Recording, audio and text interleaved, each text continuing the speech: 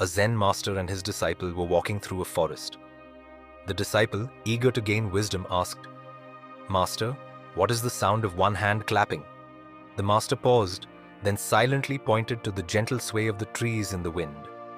The disciple, puzzled, asked again, "But master, what is the sound of one hand clapping?" The master smiled and pointed to a distant waterfall. Still not understanding, the disciple continued to ask the same question day after day.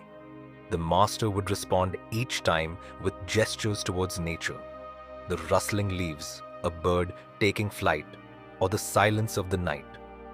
One day, the disciple was meditating alone when he suddenly understood. The sound of one hand clapping was not something to be heard, but to be realized within. It was the sound of silence, the essence of peace, the understanding that there is no duality in the world, only unity. The disciple returned to the master, bowed deeply, and said, "Thank you, master. I have heard the sound of one hand clapping." The master smiled, knowing that the lesson was finally learned.